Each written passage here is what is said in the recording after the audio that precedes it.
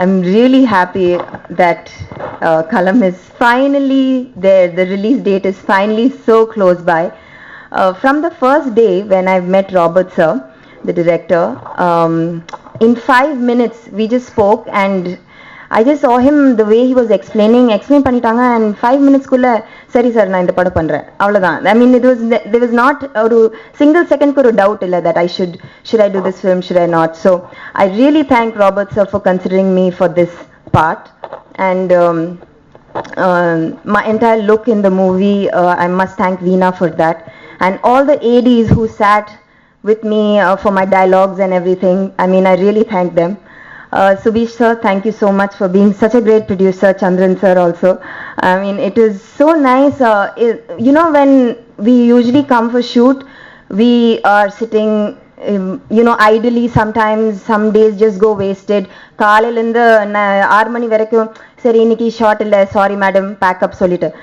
சத்தியமா இந்த படம்ல எப்போ ஸ்டார்ட் ஆயிடுச்சு எப்போ முடிச்சு, ஐ மீன் சார் மூவி முடிஞ்சிச்சா like that it was such a beautiful experience. I mean, each day was, I really honest to God, each day was really nice, and working with LP, most of my scenes were with Lakshmi Priya and Kani and Srini, some scenes with Srini, but we had a good time shooting. It was so, and Lakshmi Priya is almost like me, so we got along really well.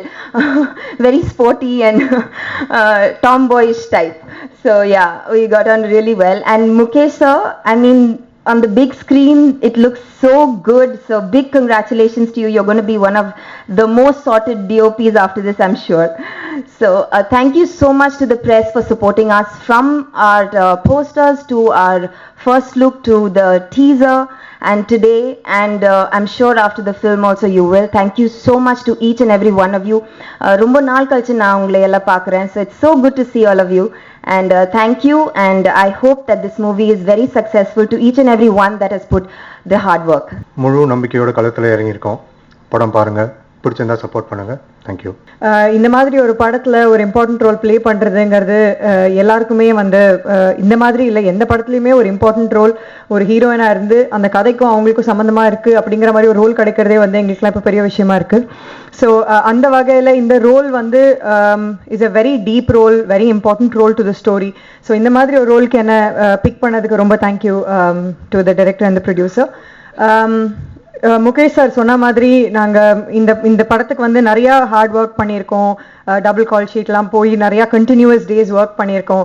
எங்களோட director and எங்களுக்காவது as actors அங்கங்கே break கிடைக்கும், but director and cinematographer கொஞ்சம் கூட break இல்லாமல் கண்டினியூஸாக work பண்ணியிருக்காங்க. Of course எல்லா படமுமே ஹார்ட் ஒர்க் பண்ணி தான் பண்ணுறாங்க. நாங்களும் அது மாதிரி தான் ரொம்ப முயற்சி எடுத்து ஒரு தரமான படமாக கொடுக்கணும்னு சொல்லிட்டு ரொம்ப ஹார்ட் ஒர்க் பண்ணியிருக்கோம்.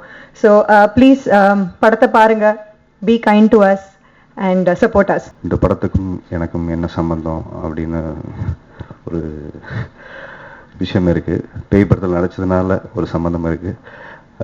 இந்த படம் உருவாகிற ஆரம்ப கட்ட காலத்துலேருந்து எனக்கு தெரியும். சுதீஷ் அண்ட் ராபர்ட் அவங்க கூப்பிட்டு இந்த படம் ஆரம்பிக்கும் போது நடிக்கிறதுக்காக கேட்டிருந்தாங்க. கதை கேட்டவுடனே ரொம்ப இன்ட்ரெஸ்டிங்காக இருந்தது.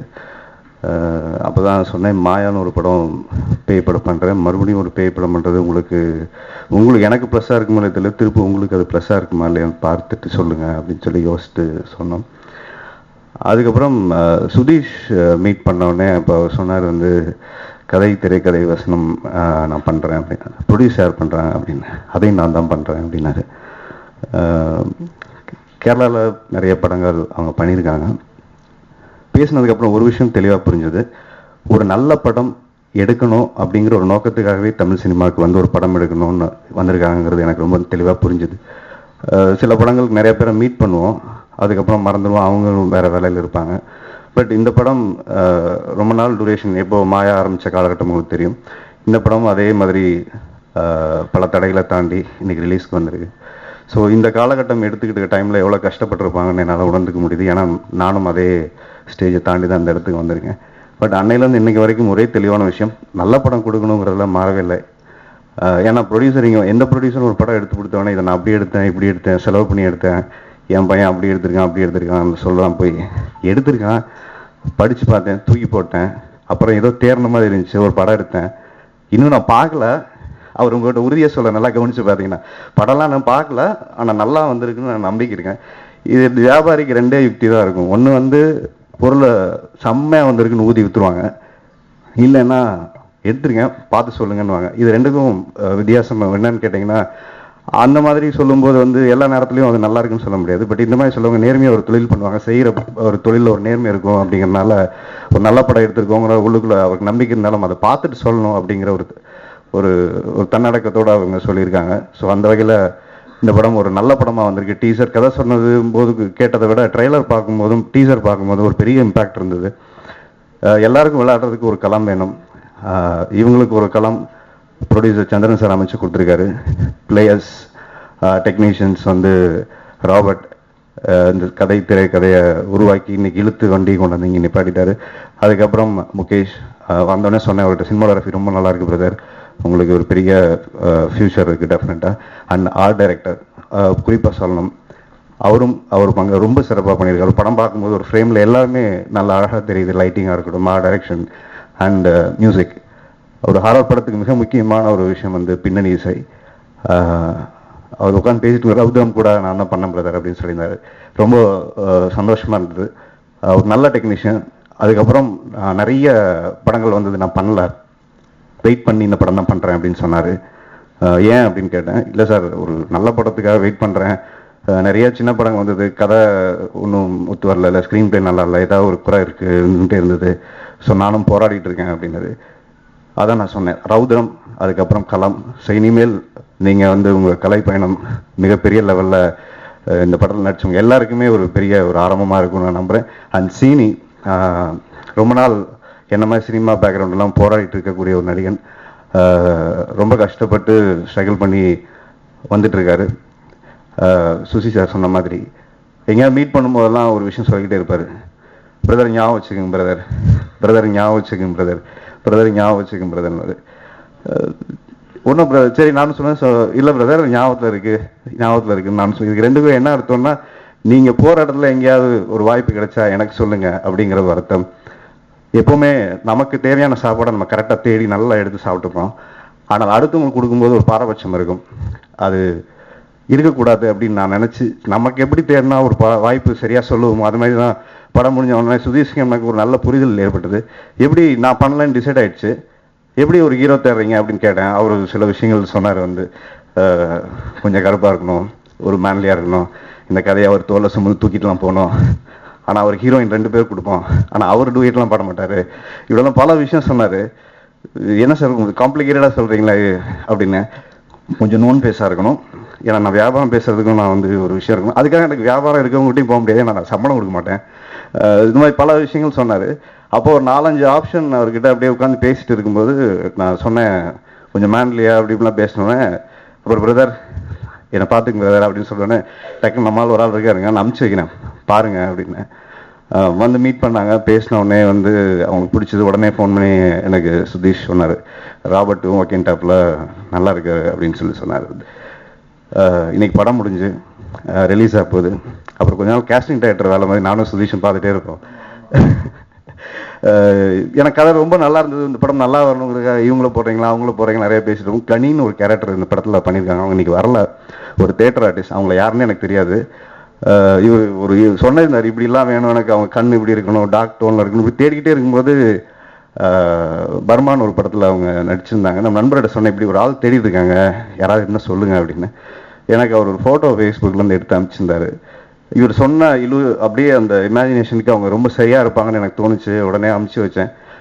கடைசியில் பார்த்தா அவங்க கேரளாக்கார், அவங்க ஊர்லேருந்து அவங்க ஆர்டிஸ்ட்டை நான் அவர் கண்டுபிடிச்சி கொடுத்த மாதிரி ஆகிப்போச்சு.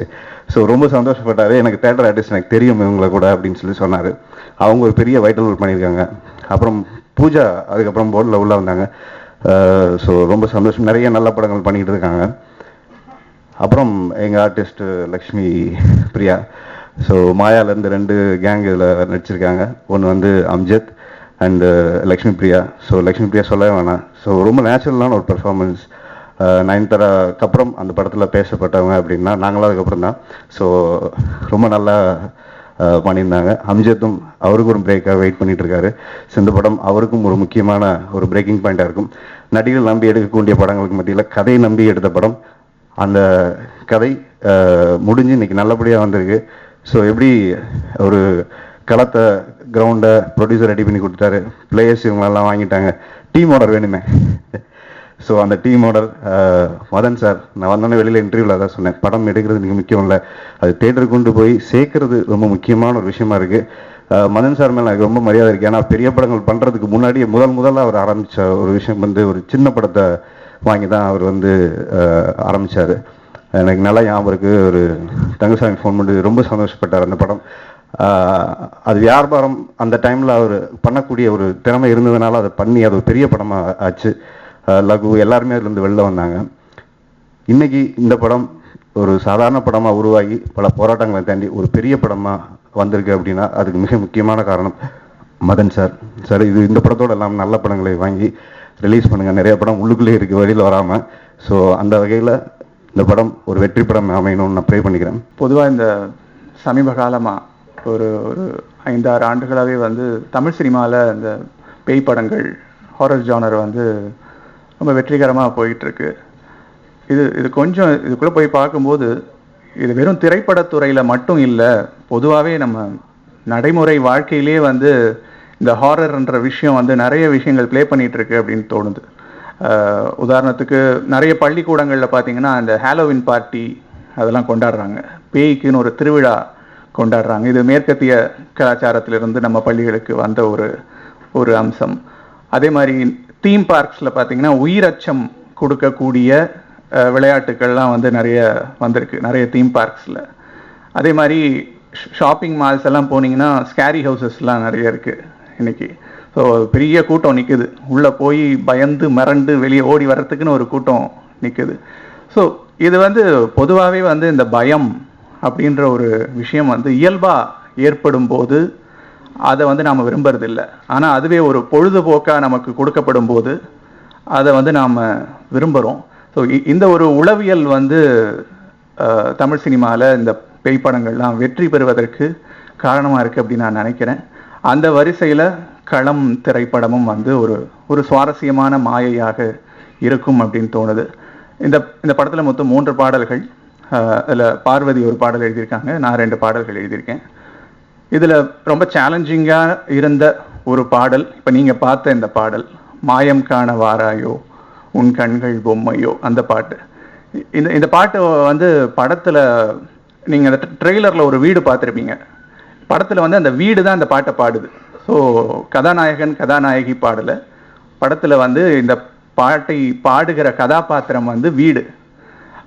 ஸோ அந்த வீட்டுக்கு வந்து அந்த வீட்டை ஒரு பெண்ணாக உருவகப்படுத்தி அந்த ஓகே உருவம் மட்டும் கொடுத்தா போதுமா, என்ன உணர்ச்சியில் அது பாடினா நல்லாயிருக்கும் அப்படின்னு யோசிச்சப்ப ஒரு பெண் தன்னுடைய காதல் இயக்கத்தில் பாடினா எப்படி இருக்கும் அப்படின்னு அந்த வீட்டுக்கு வந்து ஒரு உணர்ச்சியும் உருவமும் கொடுத்து உருவாக்கப்பட்ட ஒரு பாட்டு.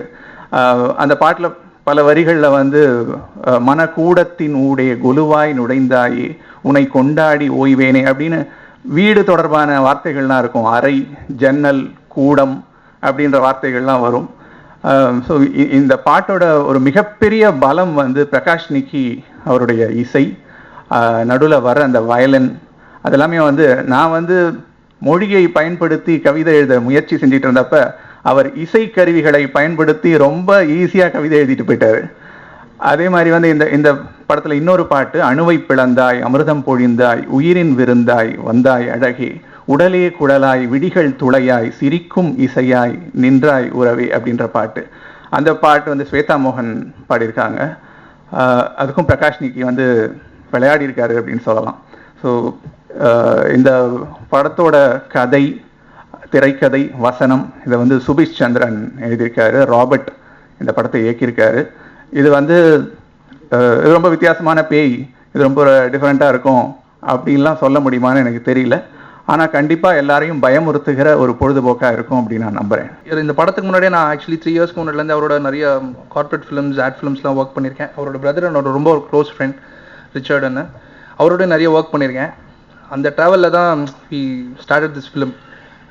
Later I came to know this. இந்த ஸ்கிரிப்ட் வந்து சுபீஷ் எழுதியிருக்காங்கன்னு சொல்லிட்டு நரேட் பண்ணும்போது ரொம்ப இன்ட்ரெஸ்டிங்காக இருந்தது, ரொம்ப சேலஞ்சிங்காகவும் இருந்தது. பிகாஸ் ஒரே வீட்டுக்குள்ளே மேஜர் போர்ஷன் ஷூட் பண்ண போகிறோம், அந்த மாதிரி ஒரு நிறைய சேலஞ்ச் எல்லாம் இருந்தது. ஸோ ஆக்சுவலி இந்த படத்தோட ஷூட்டிங் டைமை விட நாங்கள் இந்த லொக்கேஷன் ரெக்கிக்கு எடுத்துக்கிட்ட டைம் ரொம்ப ஜாஸ்தி. ஆல்மோஸ்ட் லைக் 45 days கிட்ட we were like nook and corner of Chennai we were searching for location. இங்கேயே ஷூட் பண்ணோன்ற ஒரு கன்ஸ்டன்ட்லாம் இருந்தது.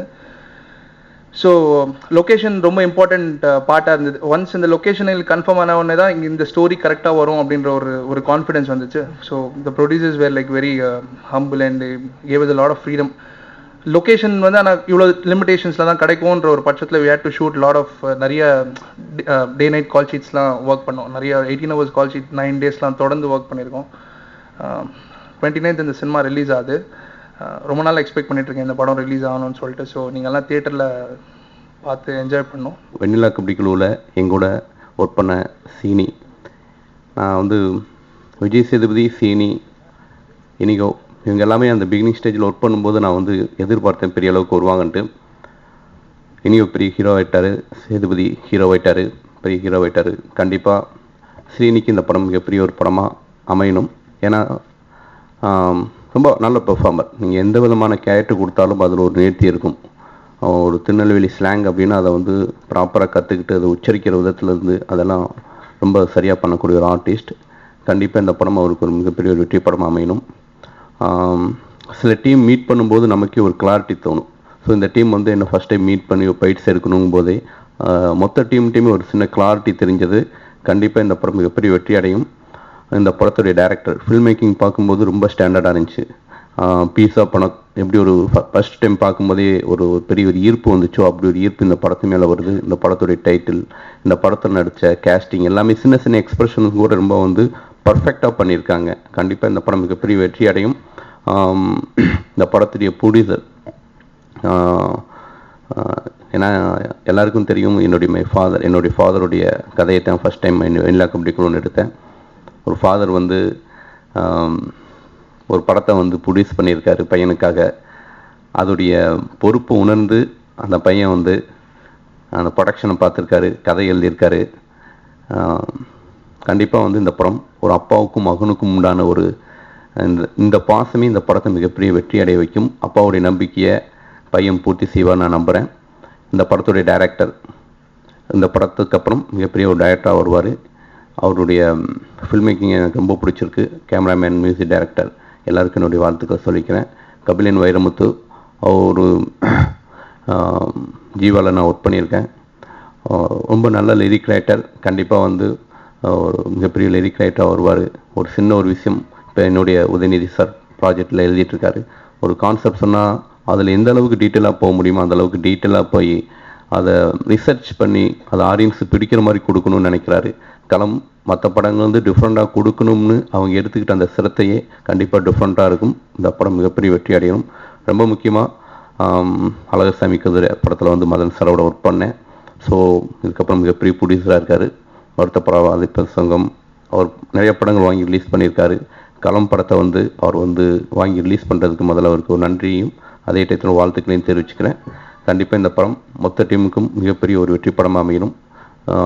இந்த படம் வந்து ஒரு என்ன சொல்கிறதுனா இது ஒரு ஹார்ட் டச் படமாக என்னுடைய கேரியரில் வந்து நான் ரொம்ப வந்து சில படங்கள் ஓடணும் அப்படின்ட்டு நான் மனப்பூர்வமாக நினைப்பேன். நான் நடுவில் கொஞ்சம் பக்கத்தக்கணும். அந்த படம் இதே ஸ்டேஜில் நின்று பேசிகிட்டு இருக்கும்போது எனக்கு அந்த படம் ஓடணும் அப்படின்னு மனசார நான் நினச்சேன். மை ஃப்ரெண்ட்ஸ் எல்லாருமே வந்து மிகப்பெரிய அளவுக்கு வெற்றி அடையணும். சீனிக்கு இந்த படம் மிகப்பெரிய வெற்றி படம் அமையணும். நான் ஏற்கனவே சில பாடல்கள் எழுதி வெளியாகி இருக்கு. ஜில்லா திரைப்படத்தில் வரசா போகையிலே, திருமணம் என்னும் நிக்கால, கண்ணுக்குள் பொத்தி வைப்பேன் போன்ற பாடல்கள்லாம் எழுதியிருக்கேன். எல்லாமே காதல் பாடல்கள் தான் இது வரைக்கும் வெளியாகி இருக்கிறது.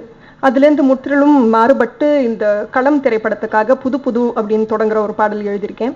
ஒரு மிரட்டலான துணியோடு இருக்கக்கூடிய ஒரு பாடல் தான் இது. எனக்கு கதை முழுசாக தெரியும். ஸோ அந்த கதையோட சாரத்தை இந்த பாடல் வரிகளில் நீங்கள் தெரிஞ்சுக்கலாம்.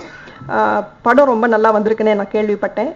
இந்த பாடலை எனக்கு கொடுத்த இயக்குனருக்கும் ஸ்கிரிப்ட் ரைட்டருக்கும் இசையமைப்பாளர் பிரகாஷ் நிக்கிக்கும் என்னோட நன்றி. இந்த சாங் பண்ணும்போது இந்த ட்ரைலர் விஷயம் இதெல்லாம் எனக்கு எதுவும் தெரியாது. ஒரு சாங் மட்டும்தான் சொன்னாங்க. சாங் ஒண்டி தான் நாங்கள் பண்ணி கொடுத்தோம். என் பேர் சங்கர். இப்போ இந்த ட்ரைலரை பார்த்த உடனே எனக்கு ரொம்ப என்னோடய ஃப்ரெண்டு தான் டைரக்டர் ராபர்ட்.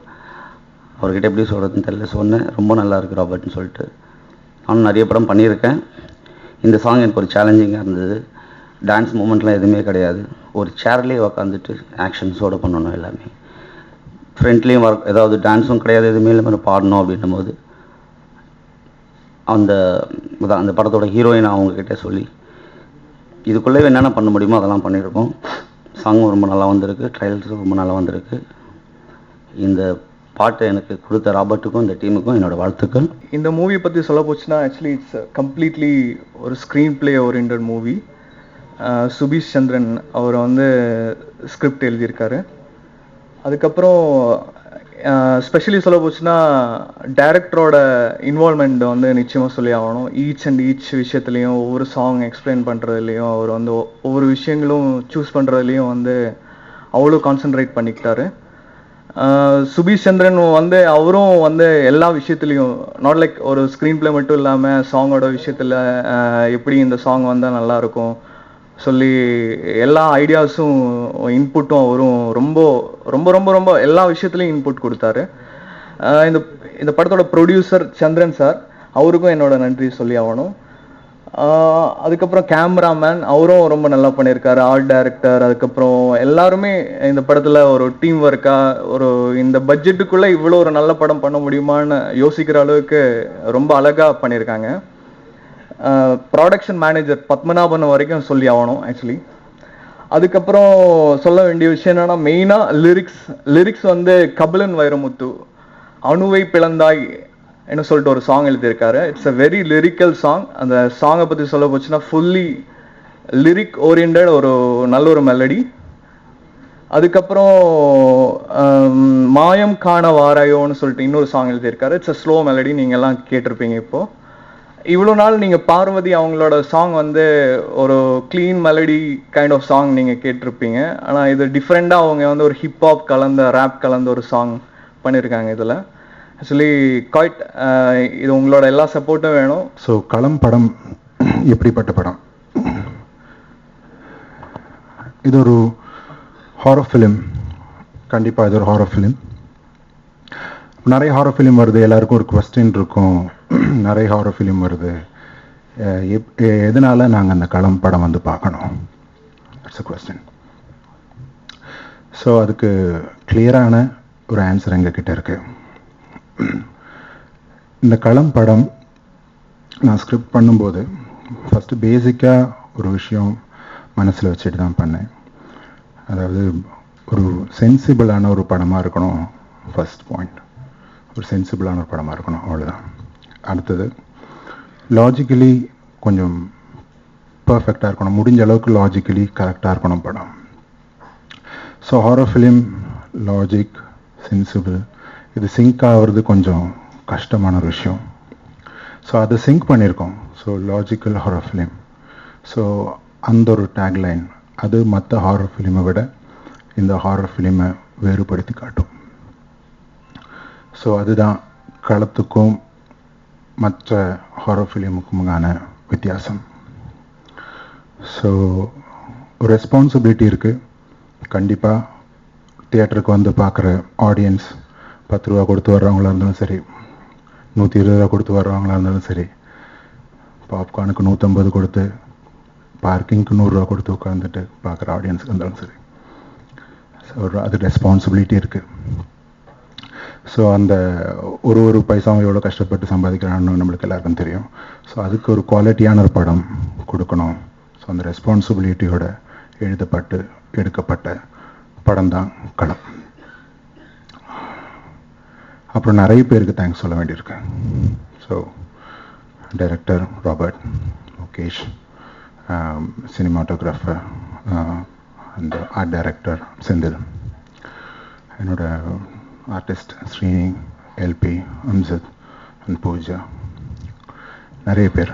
ரொம்ப ரொம்ப முக்கியமாக எங்களுடைய டீமோட ராஜகுரு அப்படின்னு கூட சொல்லலாம், எங்களோட ப்ரொடக்ஷன் எக்ஸிக்யூட்டிவ் ஆனந்த பத்மநாபன் சார். ஸோ அவர் ரொம்ப ஹெல்ப் பண்ணியிருக்காரு through out those film journey. So நான் நிறைய பேசி டைம் வேஸ்ட் பண்ண விரும்பலை. ஸோ களம் படம் எல்லோரும் வந்து பாருங்கள், சப்போர்ட் பண்ணுங்க. முக்கியமாக உங்களோட சப்போர்ட் ரொம்ப ரொம்ப முக்கியம். ஏன் கேட்குறேன்னா, ஒரு குவாலிட்டியான படம் எடுத்திருக்கோம், அவ்வளோதான் எங்களால் பண்ண முடியும். அது அதே குவாலிட்டி குறையாமல் ஜனங்கக்கிட்ட ரீச் பண்ண வேண்டியது உங்களோட கடமை. அதை நீங்கள் செஞ்சிட்ருக்கீங்க. அதே சப்போர்ட்டை எங்களுக்கும் கொடுங்க. ஒரு நல்ல ஒரு படம், சப்போர்ட் பண்ணுங்கள். சுருக்கமாக அவரை பற்றி சொல்லணும்னா, சந்திரன் சார் வந்து ரொம்ப அமைதியாக அழகாக எதுவுமே தெரியாத சின்ன குழந்தை மாதிரி பேசுகிறார். மிகப்பெரிய வியாபாரி அவர். வியாபாரத்தில் மிகப்பெரிய வெற்றி அடையணும் அப்படிங்கிறத அவரை பார்த்து நம்மளாம் தெரிஞ்சுக்கணும். அந்த அளவுக்கு சிறப்பாக பண்ணியிருக்காரு. அவருடைய வியாபாரங்களாகட்டும், அவருடைய வளர்ச்சியாகட்டும் என்கிட்ட பேசும்போது தான் சொல்லிட்டு இருந்தார். அதே மாதிரி ஒரு சன்னு வந்து சும்மா பார்த்தேன் பேப்பர் தூக்கி போட்டனால இல்லை, அதெல்லாம் சும்மா போய் அவர் சின்ன வயசு வேணால் கேட்டு பாருங்கள். சின்ன வயசுலேருந்தே தன்னுடைய இரண்டாவது மகன் வந்து படிக்கும்பொழுது பள்ளிக்கூடத்தில் முதல் மாணவனாக பாடுறதுலையும், உண்மை தானே சார், எல்லாத்துலேயும் நல்ல பரிசு பெற்று அவருடைய திறமையை பாராட்டி தான் அவர் வந்து இதை கொடுத்துருக்காரு ஒழிய. ஏன்னா அந்த அவருடைய திறமையை வந்து அப்பாவே இப்படி சொல்லும்போது எனக்கு ஒரு மாதிரி ஃபீலிங் ஆச்சு. அவ்வளோ மிகப்பெரிய திறமைசாலி. அது உங்களுக்கு ஷார்ட் பார்க்கும்போதே தெரியும், ரொம்ப வித்தியாசமாக வந்து பண்ணியிருக்காரு. களம் இது நீங்கள் இந்த போஸ்டர் டீசர் எல்லாத்தையும் பார்த்தா எல்லாத்துக்கும் ஒரு டவுட் வருது, என்ன மாதிரியான படம், ஹாரர் படமா, த்ரில்லர் படமா, ஃபேமிலியோட போய் பார்க்கலாமா, இந்த மாதிரி நிறைய டவுட்ஸ் எல்லாத்துக்குமே வரும். அந்த மாதிரியான டிசைன்ஸ் பண்ணியிருக்காங்க. அதுதான் அவங்களோட ஐடியா கூட. எண்ட் ஆஃப் த டே பார்த்தீங்கன்னா இதில் எல்லாமே இருக்குது. ஏன்னா இந்த படம் நான் இது வரைக்கும் 3 தடவை பார்த்துட்டேன். 3 தடவை பார்த்தப்போ கூட ஒரு தடவை கூட இந்த படத்தில் எந்த இடத்துலையும் போர் அடிக்காது. ஃபர்ஸ்ட் டைம் எந்தெந்த இடத்துல நமக்கு வந்து ஒரு த்ரில் இருந்துச்சோ அந்த அதே இடத்துல திருப்பி திருப்பி பார்க்கும்போது இருந்துச்சு. அப்பயே எனக்கு தோணுச்சு இந்த படம் வந்து கண்டிப்பாக பெரிய வெற்றி படமாக அமையும்ட்டு. ஸோ இந்த படத்தோட இந்த அவுட்புட்டுக்கு வந்து நிறையா காரணங்கள் இருக்குது. என்ன, ஃபஸ்ட்டு காரணம் வந்து இந்த டீமோட டெடிகேஷன். அதாவது இந்த படத்தில் ஒர்க் பண்ண எல்லா டெக்னீஷியன்ஸும் சரி, இந்த படத்தோட பேக்ரவுண்ட் ஸ்கோராக இருக்கட்டும், இல்லை இந்த படத்தோட ஆர்ட் டைரக்ஷன், ஆர்ட் டிபார்ட்மெண்ட்டோட ஒர்க்காக இருக்கட்டும். ஜென்ரலாக ஆர்ட் டிபார்ட்மெண்ட் வந்து நிறையா இடத்துல ஷூட் பண்ணும்போது பிரச்சனை இருக்காது. அவங்க வந்து வேரியேஷன்ஸ் காமிச்சிட்டே போயிடுவாங்க. ஆனால் ஒரே இடத்துல ஒரு படம் ஷூட் பண்ணும்போது அவங்களோட ஒர்க் வந்து ரொம்ப என்ன சொல்கிறது, கவனிக்கப்பட வைக்கிற மாதிரி இருக்கணும். ஸோ அந்த மாதிரி இருந்துச்சு. நீங்கள் ஒரே படத்தில் பார்க்குற மாதிரி இருக்காது. ஸோ அந்தளவுக்கு இந்த படத்தில் ஆர்ட் டிபார்ட்மெண்ட் ஒர்க் இருந்துச்சு. ப்ளஸ் சாங்ஸாக இருக்கட்டும், எல்லாமே இல்லை ஆர்டிஸ்டோட பெர்ஃபார்மன்ஸ் எல்லாமே பெஸ்ட்டாக இருந்துச்சு. ஸோ இதெல்லாம் தாண்டி இன்னொரு விஷயம் இந்த டீமில் நான் பார்த்தேன். என்னென்னா இவங்களோட என்ன சொல்கிறது, இந்த படத்தை பெரிய வெற்றி படம் ஆக்கணுங்கிறது இவங்க இந்த படத்தை தோளில் சுமந்துட்டு போன அந்த என்ன சொல்கிறது சுபீஷ், அப்புறம் இந்த படத்தில் ராபர்ட்டு, அப்புறம் பத்மநாபன், இவங்க 3 பேருமே நீங்கள் எந்த டைமுக்கு நீங்கள் கூப்பிட்டீங்கனாலும் சரி, என்ன விஷயம் டிஸ்கஸ் பண்ணாலும் சரி, அடுத்த செகண்ட் வந்து நம்ம முன்னாடி நிற்பாங்க. ஸோ ஒவ்வொரு விஷயமும் நம்மளே டிஸ்கஸ் பண்ணி சரி இப்படி பண்ணலாமா அப்படி பண்ணலாமான்ட்டு. எனக்கு தெரிஞ்ச அவங்க வந்து இந்த படத்தை பற்றி பேசாத நாளே கிடையாது. அந்த அளவுக்கு இந்த படத்துக்காக இந்த 3 பேர் ஒர்க் பண்ணியிருக்காங்க. ஸோ இவங்களோட ஒர்க்கு வந்து கண்டிப்பாக அது வந்து அதுக்கு ரிசல்ட் வந்து இந்த படத்தோட சக்ஸஸாக இருக்கும். அதுக்கு வந்து ப்ரெஸ்ஸாகிய நீங்கள் கண்டிப்பாக ஒரு நல்ல படமாக இருக்கும். இது ஒரு ஜென்ரல் ஹாரர் படமாக இல்லாமல் போனோம் அப்படிங்கிற மாதிரியால ஒரு எண்டாவது இதில் வந்து ஒரு சின்ன மெசேஜ் வச்சுருக்காங்க. அது ரொம்ப அட்ராக்டிவாக இருக்கும். Very very special thanks to SK artist Madan sir, ரொம்ப ரொம்ப நன்றி. அப்புறம் பார்த்தீங்கன்னா சில டேரக்டர்ஸ் அவங்க அசிஸ்டன்ட் டேரக்டர்ஸ்க்கே சப்போர்ட் பண்ண மாட்டாங்க. இன்றைக்கி சீனாரி ஒர்க் பண்ணிட்டேன் மூவ் அப்படின்ட்டு. ஆனால் எங்கள் படத்துக்காக சுசீந்திரன் சார், நாங்கள் போய் அவர்கிட்ட காலையில் 7 மணிக்கு நாங்கள் மெட்டீரியல் காட்டணும். எல்லா மெட்டீரியலும் பொறுமையாக பார்த்துட்டு, ரோபோட் நீங்கள் நல்ல குவாலிட்டியான படம் எடுத்திருக்கீங்க ரோபோட். அவங்க டெக்னீஷியன் ஃபஸ்ட்டு கேட்டார், who's the DOP of movie அப்படி கேட்டார். முகேஷ் அப்படின்னு, பிஎஸ் வினோத் சாரோட அசிஸ்டண்ட் அப்படின்னு. எனக்கு ரொம்ப பிடிச்ச டிஓபி அப்படியே அவர் தான் பண்ணியிருக்காரு. குட் ஆர்ட் டைரக்டர் சேர்ந்து. ஸோ ஒரு 5 மினிட்ஸ் எங்களுக்காக ஒதுக்கி எல்லாத்தையும் பார்த்துட்டு எங்களுக்காக ஒரு ஸ்பீச் கொடுத்துருந்தார், அற்புதமான ஸ்பீச். ஸோ சுசீந்திரன் சாருக்கு ரொம்ப ரொம்ப நன்றி. ஏன்னா அப்கமிங் டைரக்டர்ஸ் கூட்டி தூக்குறதுக்கு நிறைய பேர் இங்கே ஆள். So very special thanks sir. Not only Suseenthiran sir, AL Vijay சாருக்கும் நான் ஸ்பெஷல் தேங்க்ஸ் சொல்லணும். அப்புறம் சென்னை 28 உங்கள் எல்லாம் ஃபேவரட் டைரக்டர் வெங்கட் பிரபு சாருக்கு நான் தேங்க்ஸ் சொல்லணும். அப்புறம் என்னோட குருநாதர் கோகுல், அவர் 10 o'clock போய் பார்த்து நச்சரிச்சு, சார் அவங்களாம் கொடுத்துட்டாங்க, நீங்கள் ஒரு பைக்ஸ் கொடுத்துருங்க சார். சரி கொடுத்து தொலைக்கிறேன் அப்படின்னு சொல்லிட்டு எங்கள் டீமை சப்போர்ட் பண்ண இந்த 4 டைரக்டர்ஸ்க்கும் மனசார ரொம்ப ரொம்ப தேங்க்ஸ் சொல்கிறேன். அப்புறம் என்னோட குருநாதர், என்னோட brother Richard Anandaraj, half director. அவங்ககிட்ட தான் நான் முதல்ல அசிஸ்டன்ட் டைரக்டர் ஒர்க் பண்ணேன். நிறைய கார்ப்பரேட் ஃபிலிம்ஸ் டைரக்ட் பண்ணேன். அப்போ தான் first commercial I got from Arun movies. So very special thanks to my Richard. And I worked இன் நான் மிச் ஜீவா சங்கர் சார். ஒரு ஃபிலிமில் ஒர்க் பண்ண வாய்ப்பு கொடுத்த ஜீவா சாருக்கும் நன்றி. ஸ்பெஷல் என் டெக்னீஷியன் பற்றி சொல்லணும். ஏன்னா இன்றைக்கி டைரக்டர் படம் நல்லா பண்ணியிருக்கேன், குவாலிட்டி ஆஃப் த மூவி எல்லாமே வந்து டைரக்டர் கிடைச்சாலும் இந்த technician first I have to say about my DOP Mukesh. நானும் முகேஷும் நிறைய ஆட்ஸ் ஒன்றா ஒர்க் பண்ணியிருக்கோம். ஆல்ரெடி முகேஷ் சொன்ன மாதிரி கார்ப்பரேட் ஃபிலிம்ஸ் நிறைய டைரக்ட் பண்ணியிருக்கோம், கமர்ஷியல்ஸ் நாங்கள் ஒர்க் பண்ணியிருக்கோம். ஸோ எனக்கு வந்து இந்த படம் வாய்ப்பு கிடைச்ச உடனே நான் டிஓபி தான் நான் ஃபஸ்ட்டு திங்க் பண்ணேன். நான் வந்து முகேஷோட தான் போனோம். அதே மாதிரி முகேஷ் இந்த படத்துக்கு ஒரு சென்சிபிளான லைட்டிங் பண்ணி கொடுத்தார். அந்த படத்தை ஓடு இல்லாமல் படம் பார்க்கும்போது படம் பார்த்து சில பேர் வெளியே வந்து சொல்லுவாங்க சினிமோட்டோகிராஃபிஸ் அவசம் அப்படின்வாங்க. பட் இப்பயும் அதை சொல்லுவாங்க டெஃபினட்டாக. பட் படத்துக்கு என்ன தேவையோ டே அண்ட் நைட் ஒர்க் பண்ணி கொடுத்தோம். என்னோடய ஆர்டிஸ்ட் சொன்ன மாதிரி முகேஷ் வந்து நான் லாஸ்ட் டே ஷூட் எடுக்கும்போது ஒரே ஒரு ஷாட் முகேஷ் அப்படின்னு சொல்லும்போது கேமராமேன் அப்படி கை வச்சுட்டு அப்படியே படுத்துட்டான். ரோபர்ட் இந்த ஒரு ஷாட் வந்து அப்புறம் எடுக்கலாமா ரோபர்ட்? நான் சொன்னேன் இல்லை முகேஷ் நாளைக்கு நமக்கு நிறைய இருக்குது எடுக்க அப்படின்ட்டு. ஒரு 2 minutes அப்படியே வாக்கிங் போயிட்டு வந்தான். ஓகே ரோபர்ட் சேரோ வில் ஃபினிஷ். நம்ம ப்ரொடியூசருக்கு என்ன கமிட்மெண்ட் கொடுத்தோமோ அந்த நாளுக்குள்ளே நம்ம படத்தை முடிக்கணும். ஸோ பண்ணி கொடுத்த முகேஷ்க்கு ரொம்ப ரொம்ப நன்றி. டெஃபினட்டாக முகேஷ் இப்பயும் ஹிந்தி படம் பண்ணிட்டாப்புல, தெலுங்குல பெரிய டேரக்டர் படம் பண்ணிட்டு இருக்கா. டெஃபினட்டு அவன் பெரிய சக்ஸஸ் ஆவான். ஸோ ஆர்ட் டைரக்டருக்கு ஒரு எக்ஸ்பெக்டேஷன் இருக்கும், பெரிய பிரம்மாண்டமாக செட்டு போடணும், வேறு மாதிரி காட்டணும் அப்படின்ட்டு. பட் எங்கள் படத்தில் அந்த ஸ்கோப் இல்லை. பட் எங்கள் படத்துக்கு என்ன தேவையோ அது எக்கனாமிக்காக ஆர்ட் டைரக்டர் செந்தில் பண்ணி கொடுத்தாரு. ஸோ செந்திலுக்கு ரொம்ப ரொம்ப நன்றி.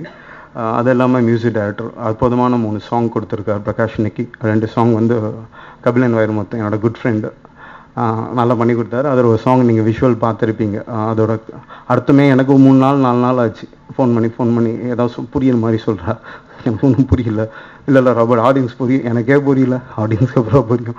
ஆனால் நல்ல சாங் பண்ணி கொடுத்தா. பார்வதியும் ஒரு அற்புதமான சாங். அதுக்காக கொரியோகிராஃபி சங்கர் என்னோட சைல்ட்ஹுட் ஃப்ரெண்டு கேட்ட இந்த மாதிரி ஒன்று பண்ணி கொடுறா, கொஞ்சம் ஸ்டைலாக இருக்கணும், நீ நினைக்கிற மாதிரிலாம் ஆட்டம் பாட்டெல்லாம் கிடையாது, நம்ம வந்து வேறு மாதிரி ஒரு படம் அப்படின்ட்டு. ஸோ சங்கருக்கு ரொம்ப நன்றி. படத்துக்கு உறுதுணையாக முதல்லேருந்தே எனக்கு பேக் போனாக இருந்தால் production executive mister Padmanabhan sir. நான் படம் அட்வான்ஸ் வாங்கினோன்னே நான் ஃபஸ்ட்டு டீமில் ஃபார்ம் பண்ணதே வந்து பத்மநாபன் சார். ஏன்னா அந்த ப்ரொடக்ஷன் எக்ஸிக்யூட்டிவ் தான் என்ன கண்ட்ரோல் வச்சுப்பார், எனக்கு என்ன தேவையோ கரெக்டாக ப்ரொடியூசர்கிட்ட பேசி வாங்கி கொடுப்பார். ஸோ பத்மநாபன் சாருக்கு நன்றி. ப்ரொடக்ஷன் மேனேஜர் பிரேமுக்கு நன்றி. களம் பற்றி சொல்லணும்னா உண்மையாகவே சுபீஷ்க்கு தான் நான் ரொம்ப தேங்க்ஸ் சொல்லணும். ஏன்னா ஒரு அற்புதமான கதை தெரிக்கைதே வசனம். இன்றைக்கி காலகட்டத்தில் பார்த்திங்கன்னா டேரக்டர்லாம் ஒரு பேக்கேஜோடு வருவாங்க, கதை தெரிக்கைதும் வசனம் டைரக்ஷன் அப்படி தான் வருவாங்க. பட் எனக்கு அது தோணலை. ஏன்னா சுபீஷ் என்கிட்ட லைன் சொன்னாப்பில் இது மாதிரி இஸ் வெரி குட் ஃப்ரெண்ட் வடபடா அந்த சாரி தின் லைன் சொன்னாப்பில் நான் சொன்னேன் சுபீஷ் நிறைய ஹாரர் ஃபிலிம் வருது, ஒரு வாரத்துக்கு 5 படம் வருது, குழந்தைங்க கூட பேயெல்லாம் பயமே எல்லாம் போயிடுச்சு, அதனால் வேறு எதாவது பண்ணலாம் அப்படின்னு. இல்லை ரோபோட் ஸ்க்ரீன் ப்ளே கேளுங்க அப்படின்னு. ஸோ ஃபுல் ஸ்க்ரீன் ப்ளே சொன்னோன்னா நான் ஃபஸ்ட்டு செல்ஃபிஷாக யோசிச்சேன். Okay I got very good, எனக்கு ஒரு மேக்கிங்க்கான ஸ்கோப் கிடச்சிது இந்த படத்தில். ஓகே ஐ செட் ஓகே சுபி நம்ம உடனே போயிடலாம். சுபி யார் சுபி ப்ரொடியூசர்? நமக்கு தான் அப்பா இருக்காரு ரோபோட் அப்படின்ட்டு. சரி ஓகே 2 in 1 நமக்கு டேரக்ஷன் கிடைக்குது, ப்ரொடியூசர் கிடைக்கிறாங்க, சரி ஓகே வில் கோ அப்படின்னு அப்பா கிட்ட போய் சொன்னேன். அப்பா வந்து கதை கேட்டுட்டு ஒரு கொஞ்சம் டைம் எடுத்துட்டு நீங்கள் 2 பேரும் சேர்ந்து பண்ணுங்கடா அப்படின்ட்டு. களம் அப்படின்னா வாட் இஸ் களம் அப்படின்னா ஒரு சென்சிபிள் லாஜிக் ஒரு horror movie. That's a simple line. Okay களத்தோட கதை அப்படின்னு நீங்கள் கேட்காதீங்க, அது சொன்னீங்கன்னா உங்களுக்கு தியேட்டரில் பார்க்க அந்த சுவாரஸ்யம் இருக்காது. But it's very simple line. Diamond cuts diamond அப்படின்னு வேணால் நான் சின்னதாக சொல்லலாம். எங்களோட லோகோவே ரொம்ப ரீச் ஆகிடுச்சு. சுசீந்தர் சார் சொன்ன மாதிரி வெண்ணிலா கபடிக்கு இருந்த அந்த ஒரு மாஸ் வந்து கண்டிப்பாக எங்கள் படத்துக்கும் கிடைக்கும். அதனால் உங்களோட சப்போர்ட் நான் கேட்குறேன். அந்த very special thanks to Suresh Chandran sir, PRO team, Nassar சாருக்கும் ரேகாவுக்கும். ஆனால் நாங்கள் படம் பண்ணிட்டோம், ரீச் கொண்டு வரணும்ல. So they are also giving a very good support to us. அப்புறம் நீங்கள் வந்திருக்க எல்லா ப்ரெஸ் மீடியாவுக்கும் ரொம்ப ரொம்ப நன்றி. நீங்கள் மற்ற படத்துக்கு கொடுக்குற சப்போர்ட் மாதிரி என் படத்துக்கும் கொடுக்கணும். ஸோ ஐ ஹோப் நான் எல்லோரும் பேசிட்டேன். சாரி என்னோட ஆர்டிஸ்ட் நான் எனக்கு ப்ராப்ளம் கிடையாது. ஏன்னா அவங்க சொன்னாங்க கேமராமேனுக்கும் டைரக்டருக்கும் வந்து ரெஸ்டே இல்லைன்னு. பட் வி ஆர் பிகின் த ஸ்க்ரீன். நாங்கள் கேமரா பின்னாடி இருப்போம். ஆனால் அவங்கள நான் டே அண்ட் நைட் ஸ்க்வீஸ் பண்ணிக்கிட்டே இருப்பேன். அப்போ திட்டக்கூட மாட்டேன், நான் பாட்டுக்கு என்ன பண்ணுறீங்க அப்படி சொல்லிட்டு போயிடுவேன். ஆனால் அவங்க அந்த ஃபேஸ் ரியாக்ஷன்லாம் கரெக்டாக எனக்காக கொடுத்தாங்க. டே அண்ட் நைட் நான் கண்டினியூஸாக ஷூட் பண்ணேன். அதுவும் ஒரு வீடு, ரொம்ப சூப்பரான வீடு, கேரக்டரைசேஷன் உள்ள வீடு. டே அண்ட் நைட் அவங்க ஸ்க்வீஸ் பண்ணேன். ஆனால் ஸ்க்ரீனில் பார்த்துட்டிங்கன்னா எனக்காக அவ்வளோ ஹெல்ப் பண்ணி கொடுத்தாங்க. அதுவும் அம்சத் சரி, லக்ஷ்மி பிரியா, ஸ்ரீனி, எஸ்என் மியூசிக் பூஜா, ஒரு குட்டி இருக்கும் ஹியா, அதெல்லாம் அப்பப்போ கட்டி மேலே பார்க்க விட்ருவேன். அவங்க அம்மா அப்படியே பார்ப்பாங்க, அப்படி சொல்லி நீ கதை சொல்லியப்பா, என் பொண்ணு வரும் போகும் நீப்பா, என் குழந்தை மேலே பார்க்குது. பார்த்தா அவங்க ஹஸ்பண்ட் ஃபோன் பண்ணார், என்ன பேட்டி மேலே பார்க்குது அப்படின்னு. அதை நான் என்ன சார் பண்ண முடியும், நமக்குள்ளே கொண்டு வர வேண்டி தான் நம்ம வேலை. அதுக்கப்புறம் அது சுவாரஸ்யமாக்குறது தான் மற்றதெல்லாம். ஸோ அந்த குட்டீஸ் அவங்க அப்பா அம்மாவுக்கு எல்லாருக்கும் தேங்க்ஸ் சொல்கிறேன். So once again thanks to Subeesh. So for giving excellent chance. ஒரே ஒரு சின்ன ரிக்வஸ்ட், இந்த மாதிரி மேடை வந்து ஃபஸ்ட்டு டேரக்டர் ரொம்ப அற்புதம். ஸோ என் அம்மா வண்டி நான் கூப்பிட்டுக்கிறேன். So I call my mom. என்னோட ஃபஸ்ட்டு ஆட் பண்ணும்போது எங்கள் அப்பா வந்து விஜய் ஹாஸ்பிட்டலில் இருந்தார். எங்கள் அப்பாவுக்கு தெரியாது 4 to 5 years நான் சினிமாவில் இருந்து கூட சொல்லலை, because I work in Adobe. அந்த அப்பாவுக்கு கார்டியலிஸ் பண்ணி டெத்து கொஞ்ச நேரத்துக்கு முன்னாடி தான் அஷூர் my Arun movies first ad நான் காட்டினேன். அவர் ஒன்றும் ரியாக்ஷன் இல்லை, இறந்துட்டார். ஸோ அதே பேனரில் தான் நான் ஃபஸ்ட்டு படம் பண்ணேன். எங்கள் அப்பா இல்லை, ஸோ எங்கள் அம்மா வந்திருக்காங்க. So thanks to all support Kalam. கண்டிப்பாக நாங்கள் டெஃபினட்டாக ஜெயிப்போம். 29 தேட்டருக்கு வரும், நீங்கள்லாம் பார்த்து சப்போர்ட் பண்ணுங்கள். அந்த லகிரி டீமுக்கு மிஸ்டர் முருகன் ஆடியோ வாங்கியிருக்காங்க, லகிரி டீமுக்கு ரொம்ப நன்றி. மீடியா பாஸ் யோகேஷ் ரொம்ப ஆன்லைன் சப்போர்ட் பண்ணுறாங்க. ஸோ நான் யாரையாவது சொல்ல மறந்துட்டேன்னா சாரி. என்னோட assistant directors day and night எனக்கு கூட சப்போர்ட் பண்ண மிஸ்டர் ஆண்டோனி, ராஜேந்திரன், அந்த ட்ரெய்லர் கட் பண்ண அருண், ரொம்ப நல்லா ட்ரெய்லர் கட் பண்ணி கொடுத்தான் அருண் ஜோமி. ஸோ என்ட்ரி டீமுக்கு ரொம்ப தேங்க்ஸ். திருப்பி இதே மாதிரி ஒரு நல்ல டீமோடு நாங்கள் சந்திப்போம்.